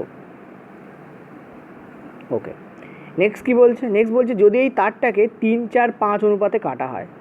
এবার দেখো সেম তারই ছিল, তাকে 3:4:5 অনুপাতে কী করা হচ্ছে, কেটে ফেলা হচ্ছে। ঠিক আছে, 3:4:5 অনুপাতে কেটে ফেলা হচ্ছে। তাহলে পুরো তারের যে দৈর্ঘ্য হবে সেটা হচ্ছে 3 + 4 + 5 হবে। ঠিক আছে, অর্থাৎ কত হবে, 4 আর 3 7 আর 5 12, 12 হচ্ছে এর লেন্থ, 12 হচ্ছে কি এর লেন্থ। ঠিক আছে, লেন্থের যে স্কোয়ার, লেন্থের যে স্কোয়ার সেটা হবে এর সম্প্রসারণশীলতা সমান, অর্থাৎ এক্সের সমান। তাহলে লেন্থের স্কোয়ার কত, 144, এটা হবে এর সম্প্রসারণশীলতার সমান। তো এই কেটে ফেলার ফলে কি হচ্ছে, আগের তুলনায় 940 মিটার এটা কম হওয়া উচিত, এই জায়গায় লেখা নেই, কম সম্প্রসারিত হয়। ঠিক আছে, এটা তোমরা অ্যাড করে নেবে, আগের তুলনায় কী হয়, 940 মিটার কম সম্প্রসারিত হয়। তাহলে এখানে দেখো এটাও লেন্থ টুকরোটার, এটাও টুকরোটার লেন্থ, এটাও টুকরোটার লেন্থ, টোটাল লেন্থ যেখানে 12 ছিল সেটাকে কেটে 3, 4, 5 করে দেওয়া হয়েছে। তাহলে এর সম্প্রসারণশীলতা কী হবে, স্কোয়ার হবে মানে 9 হবে, এর সম্প্রসারণশীলতা কী হবে 16 ইউনিট হবে, আর এর সম্প্রসারণশীলতা কী হবে 25 ইউনিট হবে। তাহলে টোটাল সম্প্রসারণশীলতা তুমি দেখতে পাচ্ছ টুকরোগুলোর টোটাল সম্প্রসারণশীলতা কী হচ্ছে, 9 + 16 + 25 অর্থাৎ 50। আগে ছিল 144 ইউনিট সম্প্রসারণ ক্ষমতা, এখন হচ্ছে 50 ইউনিট। ডিফারেন্স কত, 50 আর 44-এর মধ্যে ডিফারেন্স কত, আমরা দেখতে পাচ্ছি 94 ইউনিট। এই 94 ইউনিটের ভ্যালু এখানে বলছে 940 মিটার। ঠিক আছে, তো 1 ইউনিটের ভ্যালু কত হবে, ক্লিয়ারলি দেখতে পাচ্ছি 10 মিটার। আর তোমাদের কি বলছে, তোমাদের বলছে প্রকৃত তারের সম্প্রসারণশীলতা কী ছিল। ঠিক আছে, তাহলে প্রকৃত তারের সম্প্রসারণশীলতার ভ্যালু কত, 144। তাহলে 144 এর ভ্যালু তোমাদের বার করতে বলেছে, অর্থাৎ 1440 মিটার ছিল প্রকৃত তারের সম্প্রসারণশীলতা। দেখো অ্যান্সার বেরিয়ে গেল। ঠিক আছে, ক্লিয়ার হচ্ছে, এখানে একটা ছোট্ট একটা জিনিস তোমাদের জুড়বে, সেটা হচ্ছে কম সম্প্রসারিত হয়, ব্যাস। ওকে, যদি এটাই না বুঝতে পারো, নেক্সট ঠিক একই টাইপের, এটাও ক্যাটমেন্সে পড়েছে, পরেরটা দেখে নেবো। ঠিক আছে, পরেরটায় কী বলেছে দেখো, পরেরটা বলেছে যে হীরের মূল্য এর ওজনের বর্গের সমানুপাতিক। মানে কি, ধরো এর ওজন হচ্ছে তোমাদের ডব্লু, ঠিক আছে, আর পি হচ্ছে তোমার প্রাইস মানে মূল্য, তাহলে ওয়েটের স্কোয়ার হবে এর প্রাইসের সমানুপাতিক। ঠিক আছে, এইটা তোমাদের বলেছে, এই প্রথমটা থেকে এইটা আমরা ড্র করতে পারি, ওয়েটের স্কোয়ার হবে প্রাইস, এটা কি, এটা হচ্ছে প্রাইস মানে মূল্য, এটা হচ্ছে তোমাদের ওজন, এটা হচ্ছে তোমাদের মূল্য। তো বলেছে মূল্য হচ্ছে ওজনের বর্গের সমানুপাতিক। ঠিক আছে, তো বলছে যদি একটি হিরে, এই ধরনের একটা হিরে 1:2:3:4 অনুপাতে ব্রেকডাউন হচ্ছে, ভেঙে যাচ্ছে 1:2:3:4 অনুপাতে, তাহলে টোটাল ইউনিট কী হবে, 1 + 2 3, 3 আর 3 6 আর 4 10, অর্থাৎ 10 ছিল টোটাল ইউনিট। ওয়েট কত ছিল, টোটাল 10 ইউনিট ছিল। এই ওয়েটের স্কোয়ার করলে আমরা প্রাইস পাবো, অর্থাৎ টোটাল হিরের প্রাইস কত ছিল, 10 স্কোয়ার মানে 100, তো টোটাল হিরের প্রাইস ছিল 100 ইউনিট। এখন ব্রেকডাউন হয়ে গেছে মানে প্রত্যেকটাকে আলাদা করে কী করতে হবে, তোমাকে বিক্রি করতে হবে। তাহলে 1 স্কোয়ার কী হয়, 1 স্কোয়ার 1ই হয়, 2 স্কোয়ার কী হয় 4 হয়, 3 স্কোয়ার কী হয় 9 হয়, 4 স্কোয়ার কী হয় 16 হয়। অর্থাৎ টোটাল 1 ইউনিট যার ওজন তার যে প্রাইস হবে 1 টাকা বা 1 ইউনিট। 2 ইউনিট যার ওজন তার প্রাইস হবে 4 ইউনিট, 3 ইউনিট যার ওজন তার প্রাইস হবে 9 ইউনিট, 4 ইউনিট যার ওজন তার প্রাইস হবে 16 ইউনিট। তাহলে টোটাল ভাঙার পরে ওয়েট কত, মানে প্রাইস কত হচ্ছে, দেখো 14 আর 16, হ্যাঁ 30, তো তাহলে 30 ইউনিট হচ্ছে এখন প্রাইস, ভালো করে বোঝো, এখন প্রাইস কত আমার 30 ইউনিট। প্রাইস কত ছিল 100 ইউনিট, কমছে কত দেখতে পাচ্ছি 70 ইউনিট কমে যাচ্ছে, আমাদের 70 কমছে, অঙ্কে বলছে 35,000 টাকা কম পাওয়া যাচ্ছে। তাহলে 70 ইউনিটের ভ্যালু হচ্ছে 35,000 টাকা। 1 ইউনিটের ভ্যালু কী হবে, ক্লিয়ারলি দেখতে পাচ্ছ 70 একটা শূন্য দিয়ে এটা কেটে যাবে, তাহলে কত আসবে তোমাদের 500। আর কি বলছি, হীরের প্রকৃত মূল্য কত ছিল, প্রকৃত মূল্য 100 ছিল, তাহলে 100-র ভ্যালু আমরা কী করে পাবো, এর সঙ্গে 100 গুণ করে দেবো, 500 তো ছিলই, তার সঙ্গে আরও দুটো শূন্য অ্যাড হয়ে যাবে, অর্থাৎ 50,000 টাকা। প্রকৃত মূল্য ছিল 50,000 টাকা, ভেঙে যাওয়ার পর তার মূল্য দাঁড়িয়েছে 70 ইউনিট। ঠিক আছে, সরি, ভেঙে যাওয়ার পর তার মূল্য দাঁড়িয়েছে 30 ইউনিট, তাহলে কত ইউনিট কম পাওয়া যাচ্ছে দেখতে পাচ্ছি 70 ইউনিট ভ্যালু তার কমে যাচ্ছে। ওকে, তো এইভাবে কিন্তু আমরা ইজিলি কিন্তু অঙ্কটাকে কিন্তু করতে পারি। আশা করি বুঝতে পারলে। ইজিলি কিন্তু এইভাবে অঙ্কটাকে কিন্তু করা যায়। এখানে একটাই জিনিস তোমাদের মাথা রাখতে হবে যে ফার্স্ট লাইনটা, এই লাইনটার মানেটা তোমাদের জাস্ট মাথা রাখতে হবে যে হীরের মূল্য ওজনের বর্গের ব্যস্তানুপাতিক। ঠিক আছে? আচ্ছা, নেক্সট পরেরটা চলো, খুব ইম্পর্টেন্ট অঙ্ক ছিল কিন্তু। যে প্রশ্নটা, এটা এনটিপিসি 2016-তে পড়েছে, এটা কিন্তু একদম কম্বাইন্ড গ্র্যাজুয়েট লেভেলের টায়ার 2 এর লেভেলের প্রশ্ন। ঠিক আছে? এখানে তোমাদের দুটো ভ্যালু বেরোবে, উত্তর এটাই হবে, আমি তোমাদের বলেই দিলাম কীভাবে উত্তর এটা হবে। চলো করে নেই। বেশিরভাগ স্টুডেন্ট কী করে, এইটা করার একটা সহজ উপায় হচ্ছে ওপরের লবগুলো যোগফল করো, তাহলে z plus x plus y, আর নিচের হরগুলো তুমি যোগফল করো, সেটা কত, x plus y minus z plus এইটা করলাম, তারপরে এইটা z plus y minus x এটা করলাম, তারপরে এটা z plus x minus y. ঠিক আছে? এটা ইকুয়াল টু তোমার কী রয়েছে, এখানে পি রয়েছে। তো দেখতে পাবে তুমি এই ওয়াই এদিকে মাইনাস ওয়াই কাটছে, এই জেড কেটে যাচ্ছে, এই এক্স কেটে যাচ্ছে। তো এখানে ভ্যালু কী থাকছে দেখো, উপরে থাকছে z plus x plus y, আর নিচেও দেখো তোমাদের থাকছে y plus z plus x, অর্থাৎ ওপরে সেম ভ্যালু, নিচেও সেম। তো কাটাকুটি করলে কী হচ্ছে, 1 হচ্ছে। তো এর একটা উত্তর 1 ডেফিনেটলি হবে। তো অনেকে কী করে, এই ফার্স্ট অপশানটা ক্লিক করে দিয়ে চলে আসে, কিন্তু অ্যাকচুয়ালির উত্তর হবে তোমাদের দুটো, 1 উত্তর হবে, -1/2 এখানে অ্যান্সার হবে। কীভাবে -1/2 আসে চলো পরেরটা দেখবো। এভাবে যদি দেখো পরীক্ষার সময় এরকমও থাকতে পারে, শুধু এক অ্যান্সার থাকতে পারে, তখন তোমরা এক ক্লিক করে দিয়ে চলে আসবে এবং এই প্রসেসে করবে। ঠিক আছে? ওপরে লবগুলোর যোগফল বা নিচে হরগুলোর যোগফল করলে তোমাদের উত্তর বেরিয়ে যাবে। কিন্তু এর আরেকটা পদ্ধতি আছে। ঠিক আছে? এই শর্টকাটটা যদি আমরা না জানতাম তাহলে আমরা কীভাবে করতাম, তাতে বেরোবে আরেকটা উত্তর। ঠিক আছে? তো আমি এটা মুছে দিই, জাস্ট এ মিনিট। এবার দেখো, যদি আমরা এই শর্টকাটটা না জানতাম তাহলে আমরা কী করে করতাম, তাহলে আমরা করতাম জেড, যেটা normal procedure, x plus y minus z, এটা ইকুয়াল টু তোমাদের পি রয়েছে। তাহলে এখান থেকে বা দিয়ে আমরা কী করতাম, আমরা জেডের ভ্যালু বার করতাম। কী আসতো এখানে, p into x plus y minus z আসতো। ঠিক আছে? সিমিলারলি তোমরা এখান থেকে এক্সের ভ্যালু বার করতে, এক্সের ভ্যালু কী আসতো এখান থেকে, দেখতে পেতে p into z plus y minus x আসতো। ঠিক আছে? সিমিলারলি তোমরা এখান থেকে ওয়াইয়ের ভ্যালু বার করতে, কী আসতো ওয়াইয়ের ভ্যালু তোমাদের আসতো P into z plus x minus তোমাদের ওয়াই আসতো। ঠিক আছে? এরকম ভ্যালু আসতো। ওকে, এবার কী করো, জাস্ট যোগ করো, এগুলোকে যোগ করো, কত হচ্ছে, z plus x plus y হচ্ছে।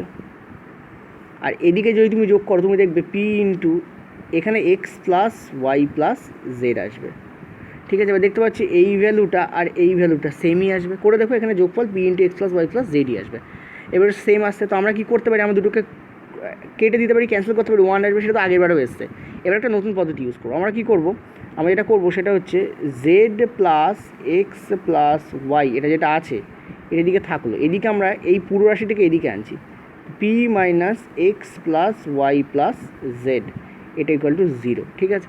এবার আমরা জানি যে এটা আমাদের এসছে। ঠিক আছে? এটাকে আমি চলো এখানে থার্ড ব্র্যাকেট দিয়ে দিচ্ছি, এটা আমাদের এসছে। আমরা যদি x plus y plus, just a minute, sorry, আমরা যদি এক্স প্লাস ওয়াই প্লাস জেডকে আমরা যদি এখান থেকে কমন নিই, ঠিক আছে, আমাদের এই পার্টটাকে কমন নিই, তাহলে এদিকে কী পাচ্ছি, এদিকে পাচ্ছি 1 মাইনাস পি, সেটা সঙ্গে আমাদের 0 আসছে। এখান থেকে আমরা পি এর মান কী পেতে পারি, আমরা একটা তো 1 পেতে পারি। কেন 1 পেতে পারি, কারণ আমরা জানি যে দুটো রাশি, এই পয়েন্টটাকে দেখো, দুটো রাশি তাদের গুণফল 0 হচ্ছে। একটা রাশি হচ্ছে x plus y plus z, এই লাইনটার কথা বলছি, আর একটা রাশি হচ্ছে তোমাদের ওয়াই মাইনাস পি, এটা সমান 0। তাই দুটো রাশির গুণফল যদি 0 হয় তাহলে রাশিগুলো আলাদা করে 0 হয়। সেই হিসাবে পি ইকুয়াল টু 1 এখানে একটা অ্যান্সার আসছে। আর একটা অ্যান্সার তো এটাও আসছে। কোনটা অ্যান্সার আসছে, x plus y plus z, এটা ইকুয়াল টু 0 আসছে, মানে এই রাশিটা, ঠিক আছে, এই যে রাশিটা, এই রাশিটা, এটা ইকুয়াল টু তো তোমাদের 0 আসবে। ঠিক আছে? এখান থেকে আমি এখানে নিয়ে যাচ্ছি তোমাদের, ওকে, ওপরে 0 আসবে। তাহলে এখান থেকে আমরা কী পাচ্ছি, এখান থেকে আমরা যেটা পাচ্ছি সেটা হচ্ছে x plus y equal to minus z. ঠিক আছে? এবার আমরা কী করবো, আমরা যদি এই ফার্স্ট ইকুয়েশনটাই পুট করি, যে ইকুয়েশন, ফার্স্ট ইকুয়েশনটা যদি আমরা এই মানটা পুট করি এক্স ওয়াইয়ের জায়গায়, এই যে এক্স ওয়াই রয়েছে, এখানে যদি আমি এই মানটা পুট করি তাহলে আমি কী পাচ্ছি, আমি পাচ্ছি এটা। এবার এখানে এই মানটা পুট করছি, কী পাচ্ছি, আমি পাচ্ছি জেড, আর তলায় এক্স প্লাস ওয়াইয়ের জায়গায় আমি মাইনাস জেড পুট করছি, এদিকে আছে মাইনাস জেড, সেটা ইকুয়াল টু তোমাদের পি রয়েছে। ঠিক আছে? তো আমরা দেখতে পাচ্ছি জেড বাই মাইনাস 2z, তার মানে কী হচ্ছে, জেড কেটে গেলে কী হচ্ছে, -1/2 এখানে আসছে। তো পি এর মান এইভাবে তোমাদের -1/2 বেরোয়। তো পি এর মান এখানে দুটোই হবে, বোথ 1 অ্যান্ড -12, ঠিক আছে। এটা এনটিপিসির প্রশ্ন, খুবই ভালো প্রশ্ন, এইটা হচ্ছে লেভেলের প্রশ্ন। এই প্রশ্ন, এই টাইপের প্রশ্ন দিয়ে এবার প্রত্যেকটা শিফটে পড়তে আরম্ভ করে, তাহলে অনেকেরই শর্টকাটের যে একটা ধুম আছে না, শর্টকাটের যে ভূত ঘাড়ে চেপে থাকে সেটা বেরিয়ে যাবে। শর্টকাটে করলে একটাই অ্যান্সার আসবে 1, কিন্তু যখন তুমি বেসিকে করবে তখনই তোমার একমাত্র আরেকটা মানে অপশান আসবে, মানে আরেকটা অ্যান্সার আসবে, সেটা হচ্ছে -12। তো এই ধরনের অঙ্কে কিন্তু চেষ্টা করবে যে অ্যান্সার দেখেই ঝাঁপিয়ে না পড়ার, একটু ভেবে কাজ করার চেষ্টা করবে, ঠিক আছে। দুটি আমি তোমাদের করে দিলাম, একটা তো শর্টকাটে করলাম, যদি উত্তর ওখানে 1ই দেওয়া থাকতো আর কোনো অপশান না থাকতো, -12 যদি এখানে না থাকে তাহলে উত্তর 1 দিয়ে ক্লিক করে চলে বেরিয়ে আসবে, ওটাই অ্যান্সার নিয়ে নেবে, কারণ ওখানে দুটো অ্যান্সার চাইছে না। পি এর একটা উত্তর তো একও, তো ওটাও ঠিক, কিন্তু যদি দুটো উত্তর থাকে তখন তোমাদের দুটোই দিতে হবে। ওই জন্য বোথ দেখলে একবার একটু সামঝে করবে অঙ্কগুলো। যে কোনো অঙ্কে অপশান যদি বোথ থাকে না, দুটো উত্তর দেওয়া থাকে একই অপশানে, যেমন এই 1 আর -12 রয়েছে, তখন একটু সামঝে করবে, একটু বুঝে শুনে চলবে, ঠিক আছে। চলো নেক্সট আমরা পরেরটায় যাব। আচ্ছা, পরের প্রশ্ন খুবই ভালো প্রশ্ন। বলছে একটি টিমে কিছু মহিলা এবং বালক আছে, যদি 20 জন মহিলা চলে যায়, ধরো সাপোজ একটা টিমে মহিলা কিছু ছিল আর কিছু বালক ছিল, ঠিক আছে। এই হচ্ছে তোমাদের মহিলা, এই হচ্ছে তোমাদের বালক। তো বলছে যদি 20 জন মহিলা চলে যায়, অর্থাৎ মহিলা এখান থেকে কী হচ্ছে, মাইনাস হয়ে যাচ্ছে। 20 জন মহিলা যদি চলে যায়, বালক কিন্তু বালকই, যা বালক আছে তাই বালক এখনই আছে। আগে যা মহিলা ছিল তার থেকে 20 জন কমে গেল, বালক কিন্তু কমেনি। অনুপাত কত হয়ে দাঁড়াচ্ছে দেখতে পাচ্ছ, 1:2 হয়ে দাঁড়াচ্ছে। কত হয়ে দাঁড়াচ্ছে, 1:2, ক্লিয়ার। এবার বলছে যদি তারপর 45 জন বালক চলে যায়, অর্থাৎ এখন বালক যে 2 ইউনিট আছে তার থেকে কী হচ্ছে, আরও 45 জন বালক কী হচ্ছে, এখানে চলে যাচ্ছে। 45 জন বালক কী হচ্ছে, এখানে চলে যাচ্ছে, ঠিক আছে। যে 2 ইউনিট ছিল তার থেকে কী হচ্ছে, এখন 45 জন বালক কী হচ্ছে, চলে যাচ্ছে। তো তোমাদের কী বলছে, তাহলে অনুপাত কত দাঁড়াচ্ছে, অনুপাত দাঁড়াচ্ছে 5:1, ঠিক আছে। কত দাঁড়াচ্ছে, 5:1 দাঁড়াচ্ছে, ওকে। 5:1 তোমাদের অনুপাত দাঁড়াচ্ছে, এইটা তোমাদের অনুপাত এখন দাঁড়াচ্ছে। তো কী বলছে, তোমাদের বলছে কতজন মহিলা প্রথমে দলে ছিল, ঠিক আছে। এবার আমরা অঙ্কটা এখান থেকে শুরু করব, যেটা মাইনাস হয়েছে 20 ওটা ধরবো না, এখন আমরা এখান থেকে শুরু করব। তো আমরা যদি যেখানে আমি অ্যারোটা এখানে দিয়েছি সেখান থেকে শুরু করি, তাহলে আমরা দেখতে পাচ্ছি এই জায়গায় মহিলার সংখ্যা কিছু চেঞ্জ হয়নি। মহিলা এখানে 1 ইউনিট আছে, তাহলে নিচেও মহিলা 1 ইউনিট হওয়া উচিত, বা নিচে যদি 5 ইউনিট থাকে ওপরে তাহলে 5 ইউনিট হওয়া উচিত। কারণ এই ফ্রেমটাতে যেখানে আমি দাগ মেরে দিচ্ছি তার নিচের দিকের ফ্রেমটাতে অনলি বালকের সংখ্যা চেঞ্জ হয়েছে, মহিলার সংখ্যা কিন্তু চেঞ্জ হয়নি, ঠিক আছে। তার মানে মহিলা যদি এখানে 5 ইউনিট থাকে, ওপরেও তাহলে 5 ইউনিট হওয়ার কথা। তো ওপরটাকে 5 ইউনিট করার জন্য আমরা কী করব, 5 1 5, 5 2 10, অর্থাৎ দেখতে পাচ্ছ নিচে যেটা আছে সেটা লিখে দিচ্ছি, 5:1 ছিল, ওপরে এখন দেখো 5:10 হয়ে গেছে। কেন, কারণ এই ছিল মহিলা এই জায়গায়, এই ছিল বালক এই জায়গায়, ঠিক আছে। তো বালকের সংখ্যা কমে যাচ্ছে ডেফিনেটলি, বালক তো 45 জন কমে যাচ্ছে, আমাদের এখানে কত কমছে দেখো, 9 ইউনিট কমছে, ঠিক আছে। তাহলে এই 9 ইউনিটের ভ্যালু হচ্ছে 45, তাহলে 1 ইউনিটের ভ্যালু কত হবে, 5, ওকে। তাহলে 1 ইউনিটের ভ্যালু যদি 5 হয়, এই 5 ইউনিটের ভ্যালু কত, বা এই 5 ইউনিট যে কোনো একটা 5 নাও, এই 5 ইউনিটের ভ্যালু কত, তোমাদের 5 5 25, অর্থাৎ এই জায়গায় মহিলা কতজন ছিল, 25 জন মহিলা ছিল, কারণ এই 5 ইউনিটের এটা এই একটা পরে 5 হয়ে গেছিলো, এই 5 ইউনিটের ভ্যালু আমরা কী পেয়েছি, 25 পেয়েছি। এই পর্যন্ত আমাদের মহিলা কত ছিল, 25। এবার আমরা উপরে উঠি, এই 25 কীভাবে এসেছিলো, এই 20 চলে যাওয়ার ফলে 25 হয়েছিল, ভালো করে বোঝো। প্রথমে যা মহিলা ছিল তার থেকে 25 হয়ে যায়, কেন 25 হয়, কারণ এই 20 চলে যায়। তাহলে প্রথমে মহিলা কতজন ছিল এটা বলেছে, তাহলে 25 + 20, অতএব মহিলা ছিল তোমাদের 45 জন, ক্লিয়ার। মহিলা কতজন ছিল, 45 জন, অ্যান্সার বেরিয়ে গেল। তো এই হচ্ছে রেশিও প্রপোর্শন। আমি তোমাদের কিছু কঠিন অঙ্ক করালাম আজকে, যেগুলো নর্মাল ভ্যালু পুটিং মেথডে তোমাদের হবে না, আর কিছু তোমাদের অ্যারিথমেটিকের অঙ্ক করালাম। নেক্সট যে পরের অঙ্ক, পরের আমি তোমাদের যে ভিডিও আনবো সেটাও রেশিও প্রপোর্শনের উপরেই থাকবে। রেশিও প্রপোর্শনের 3টে ভিডিও আমি দিয়েছি। প্রথমে মিক্সার অ্যান্ড অ্যালিগেশন করেছিলাম, দারুণ দারুণ টাফ অঙ্ক, তারপরে এটা করালাম যেখানে আমি তোমাদের রেশিও প্রপোর্শনের বেসিক আইডিয়াটা দিলাম। এরপর আমি যেটা করাবো সেটা হচ্ছে এজের অঙ্ক, ঠিক আছে, বয়সের অঙ্ক, এবং বয়সের খুব টাফ হাই লেভেল অঙ্ক করাবো। এবং এই ধরনের আরও কিছু অঙ্ক যেগুলো বাকি থেকে গেল আজকে ভিডিওতে করাতে পারছি না, সেগুলো আমি তোমাদের নেক্সট ভিডিওতে, থার্ড ভিডিওতে এনে দেবো, ঠিক আছে। আর রুটিনটা তোমরা প্রথমেই দেখে নিয়েছো, ওই রুটিন অনুযায়ী কিন্তু এবার থেকে ক্লাস চলবে। ভিডিওটা দেখার জন্য ধন্যবাদ জানাচ্ছি।